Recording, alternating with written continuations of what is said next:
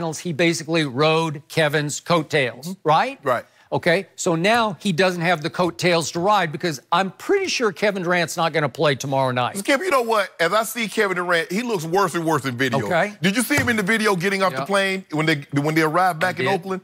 Yeah. And how is Kevin Durant going to play tomorrow, Skip?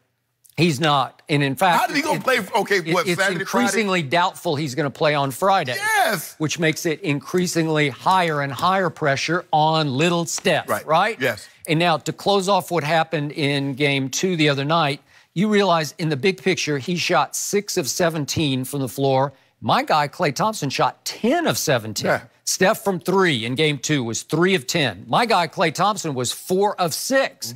So I made the case before the finals started.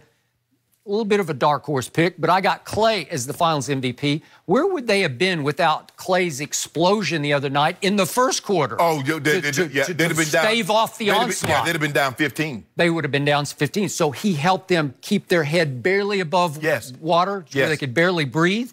And by the way, he goes out with 8 minutes left. He had scored 25 points with 8 minutes remaining. Yes. Well, if he stays on the floor, I think that total is going to increase into the 30s. Yes. And he's going to be the star of the night. And maybe his MVP odds would have ticked up after that. But instead, he went out with 25, and he wound up the Golden State's high score for the night with 25 points because Steph managed only 23 total points. Right. But he's in the catbird seat. Well, Skip, right now, look, we knew coming into this finals without Kevin Durant that Steph Curry was going to be the sentimental favorite to win the finals MVP.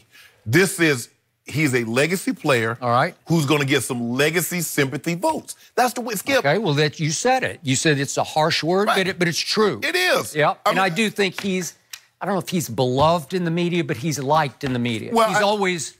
Yeah, he is. He's accessible, he's cordial, he's open, he's quotable. He's hard to dislike, Skip. He's hard because he's like a normal guy. I mean, this guy's 6'2". I mean, he's like a guy you see walking down the street. He's not this hulking, dominant 6'9" guy or a 7-foot Kevin Durant.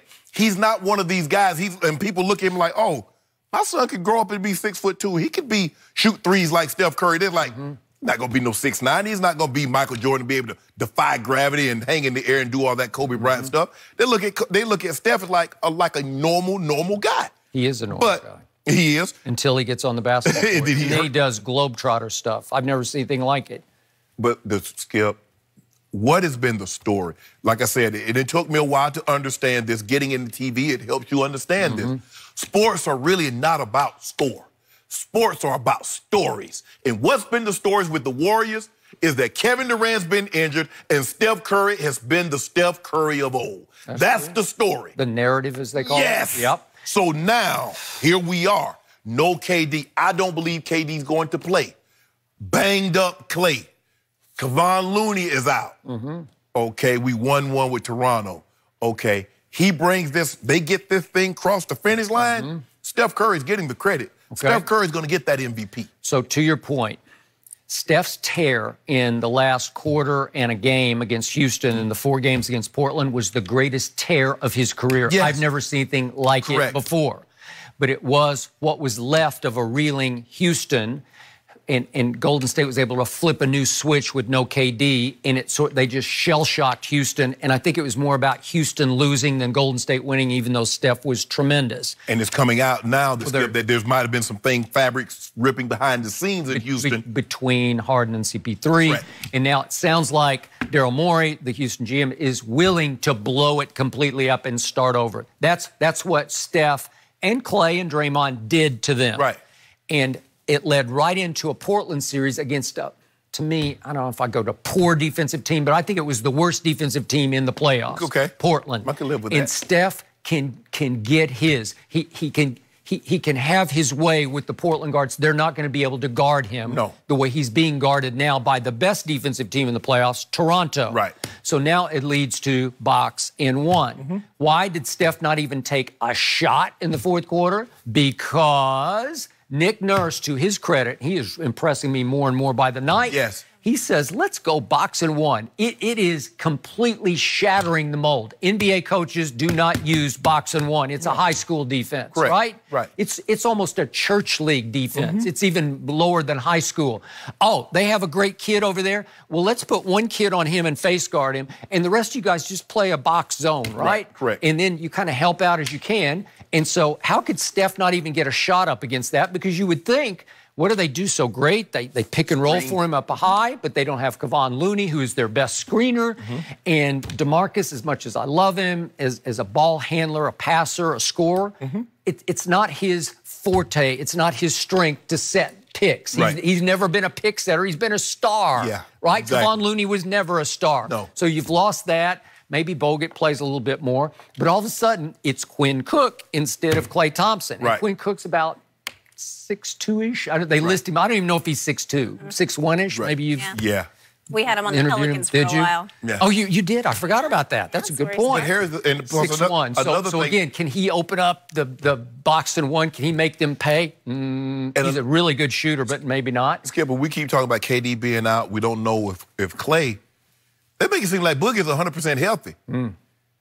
Boogie is on a minutes restriction. He can't play his... Well, he was, and then he had 28 minutes. I think that shattered that mold. But here's the thing. Yep. Moving forward, how many minutes are you going to be able to play Boogie? Is he 100% healthy?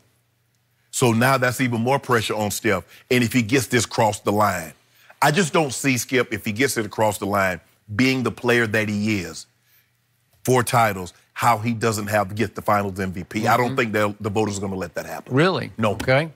So I'm not sure he can get this across the line by himself because I've told you before, I love Steph. I love to watch him, but I got to tell the truth. In the postseason, his numbers across the board, career postseason versus career regular, they're down, down, down. Not dramatically, but significantly unless it's drop, drop, drop, drop. Every stat down a little bit from MVP caliber regular season stats. Why is that? Is it because he's just not big enough and strong enough to take games over or tall enough the way Kevin is to just shoot over people? Well, I think the thing is, Skip, also, is that when you just play in the regular season, you're in New York, you go to Brooklyn, you go to Miami, you go to Orlando, you're in Cleveland, you're in Oklahoma City, Minnesota. But when you play in a 7-game series, the team's focused, okay, what are they doing? And it's an adjustment night to night. We don't have to start from scratch because when you go to another city to city, they're starting from scratch. Okay, this is what they like to do in this situation. Okay, let's take this away. So even though it's down slightly, I mean, the last 2 finals, Kevin Durant had historic because in Game 3 last year, Skip, remember KD had 43. I think Steph only scored 10. And they tried to do everything they possibly could to get Steph the MVP in Game 4, and Kevin Durant in the process effed around and got a triple-double. Trying to get Steph the MVP, Skip. He got 11 assists. So now... I'm not sure Kevin was into that, but go ahead. But he was feeding it because Steph only had, what, 37? So when you look around, look at like that, Skip, they tried, but Kevin Durant has had 2 historic final run. And it's hard to overlook that even though Steph Curry is a Finals MVP and played extremely well. So what did I love about that historical tear that Steph was on pre-finals? Remember what he did against Houston in the 4th quarter? He had 23 points in the closeout game, right? 23. And that was at Houston. 23 points. That's where the money is made. That's where you show me what you're made of. Even Game 1 of the finals, he had 34 points. He had a good game. Put up nice numbers. He had 8 points in the 4th quarter, but they were all pretty irrelevant because when he finally came back in the 4th quarter, remember, they cut it to 3 when DeMarcus made 1 free throw. That's with 10:38 left. This is Game 1. And then by the time Steph finished his rest, his usual rest, he comes in, they're down 9. And the 8 points he scored were just, they felt almost like garbage points, right? You see what you mentioned? You mentioned the game, the Game 6 when he scored 23? What do you think the voters remember? They're going to remember that too. Well, I'll tell you what I remember is Game 1, inconsequential 4th quarter. Game 2, doesn't even take a shot in the 4th quarter. Okay, you got to show me something because I believe Game 3 tomorrow night will be nip tuck all the way home. I think it's going to go to maybe to the last shot. It's your house. It's your show. You have not played that big in these finals games. You need to have that game, that 23-point kind of game this time.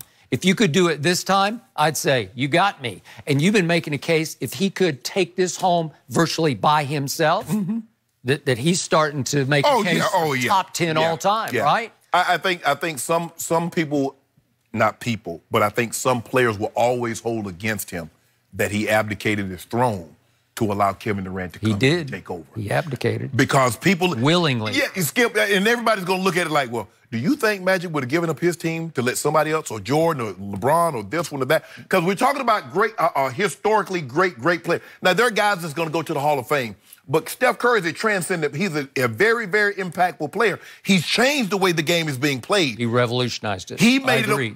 Instead of dunks and being in the paint, he made it cool to shoot the three. In the regular season, he did. Go ahead. Because, you know, Greg Max and Tom Glavine said chicks dig the long ball. Well, I guess now chicks dig the long shot. It used to be the dunk skip. You get the crowd going, you dunk on somebody. Ooh! Now Steph Curry's letting 30-foot threes go and is getting the same reaction. That's why on All-Star Saturday night, I prefer the three-point shootout to the dunk contest. So do I. More fun. So do I. Okay. So, and for him to do that, I think players will hold that against him. I don't believe the writers will. I'm waiting and seeing. I still don't quite trust Steph, and I love to watch him, but I don't quite trust him in fourth quarters of finals games. That's a daunting task what they're asking him to do it without KD. Well, this is it. And if Clay can't go. His degree of difficulty is going to be through the Oracle roof tomorrow night. Yes. And if he can stand up to it, I will stand up and applaud right here on Thursday's show.